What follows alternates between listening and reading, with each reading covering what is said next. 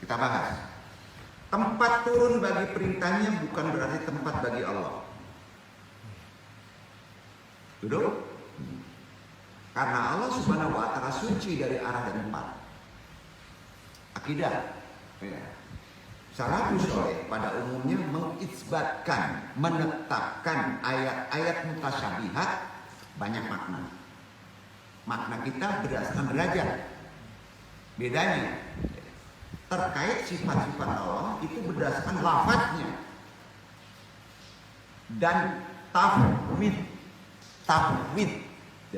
yaitu menafikan makna secara bahasa. Gini, Allahu Akbar, nafikan akbar itu dalam pengertian akal. Duduk kan?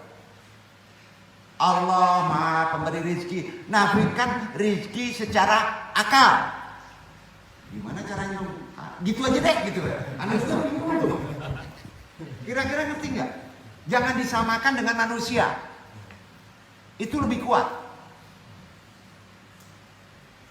Arti kata bahasa itu Arab tapi ujungnya ke Wahyu.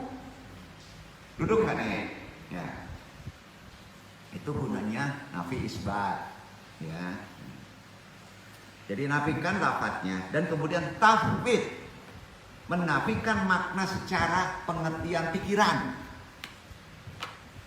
Lafadznya memang begitu, tapi sudah itu tafwid, nafikan secara akal dan pikiran segera. Ya Allah, bukan pengertiannya begitu, hanya Allah yang tahu. Duduk kan? Kira-kira paham ya? Nah. Jadi tidak menetapkan atau tidak memilih makna zahir atau makna majaz, namun menyerahkan maknanya kepada Allah Ta'ala. Duduk. Ya, orang sekarang pinter banget ya. Itu makanya jadi Tuhan.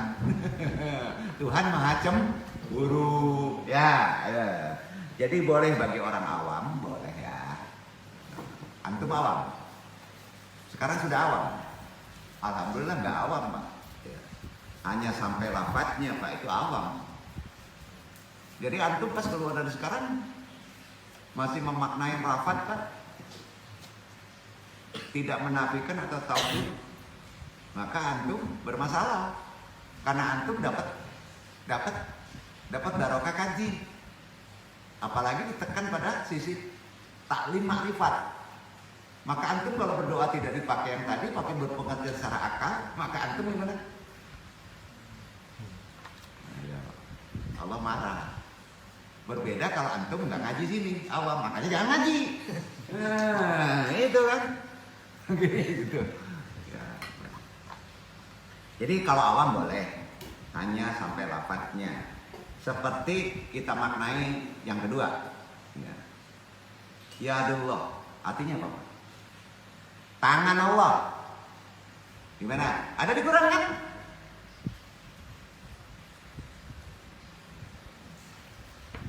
Harus tetap menyerahkan maknanya kepada Allah. Duduk gak? Harus. Hati-hati di kanuragan. Ini tangan Allah semua hancur. Nah, untuk Tuhan. Syirik. Nah, begitu pula boleh bagi orang awam hanya sampai lafadznya. Duduk kan? Nah, yaitu istiwa yang artinya bersemayam, yang mempunyai makna zahir, makna majaz, dan tafwid yang paling penting. Menyerahkan maknanya kepada Allah. Hanya Allah yang tahu. Salafus soleh tentu bukan tidak mengetahui makna zahirnya, namun ulama syaraf dan ulama kalam sepakat untuk memalingkan lafaz mustasyabihat, yaitu lafaz dengan banyak makna yang terkait sifat-sifat Allah dari makna zahirnya. Dialihkan, ya. Karena jika dipaksakan dijelaskan secara kepintaran, dimaknai dengan makna zahir, antum pasti terjerumus mensifatkan Allah dengan sifat yang tidak patut. Nah, nggak patut bagi Allah, jelas dosa. Hati-hati mensifatkan mustahil bagi Allah. Sering kita tidak menyadarinya. Perbedaan keduanya hanya terjadi pada masalah apakah diberikan maknanya sesuai kaidah bahasa Arab ataupun tidak diberikan makna tetapi diserahkan maknanya kepada Allah itu sendiri. Perbedaannya itu. Ulama syaraf lebih memilih untuk tidak menentukan, tidak menetapkan salah satu dari beberapa makna yang mungkin diterapkan pada nas, ya, dan menyerahkan maknanya hanya kepada Allah. Itu ulama dulu syaraf. Ulama kalah gimana? Ulama sekarang. Nih, ulama kalah dijabarkan sebab apa? Menjelaskan karena pada masa sekarang sudah berkembang ahlul bid'ah. Betul kan? Itu sebabnya mendasarkan kepada pengertian bid'ah yang mensifati Allah dengan sifat makhluk tanpa kadang-kala menyadarinya. Maka mereka menafsirkan nas mutasyabihat tersebut dengan makna yang layak bagi Allah yang sesuai dengan kaidah-kaidah bahasa Arab sendiri. Pakai kaidah, pakai sastra, pakai pengertian orang kecerdasan orang Quraisy. Itu sebabnya susahnya mengkaji ini. Karena syaratnya kita harus paham kultur Arab. Wahyu yang diturunkan oleh bangsa Arab. Imam Al-Ghazali dalam kitab Al-Muntashwa. Imam Al-Ghazali dulu tutup tadi. Sesungguhnya takwil itu adalah ungkapan tentang pengambilan makna dari lafaz yang bersifat probabilitas. Duduk nggak?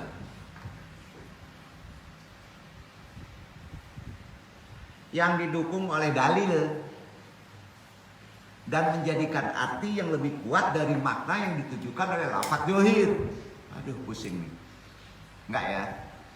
Kata Imam Al-Amudi, kitab Al-Mustashfa membawa makna lafaz zahir yang mempunyai ihtimal, ya, probabilitas kepada makna lain yang didukung oleh dalil.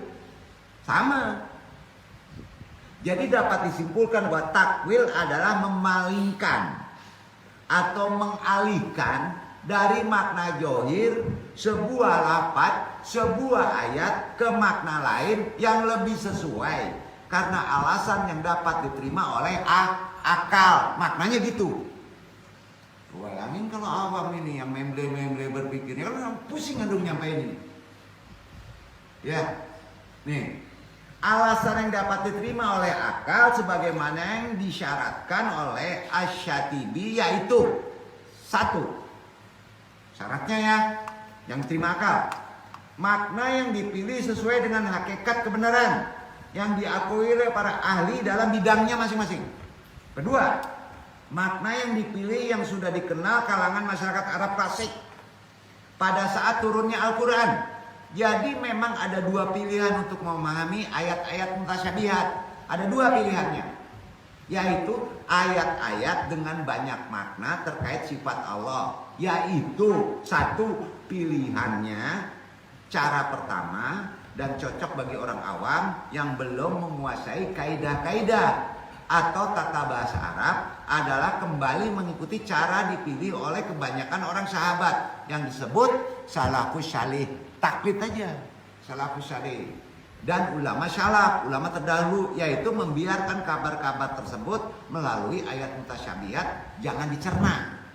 Ya, sebagaimana datangnya, maksudnya membiarkan sebagaimana lafadznya dan menyerahkan maknanya hanya kepada Allah.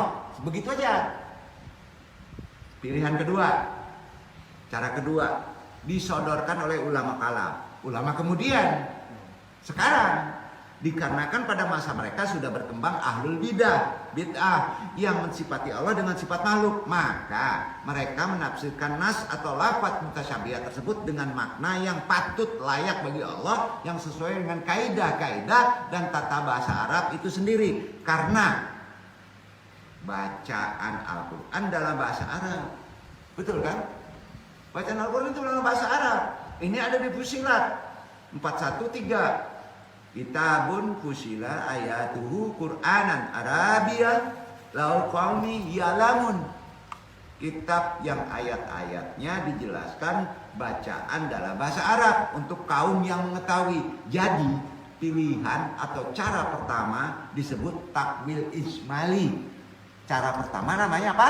takwil ijmali, dan pilihan cara kedua disebut takwil tafsili, ya kan?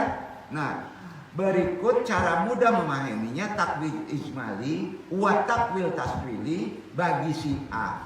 Umpama iktibarnya, bagi si A gadis itu cantik bagaikan bulan.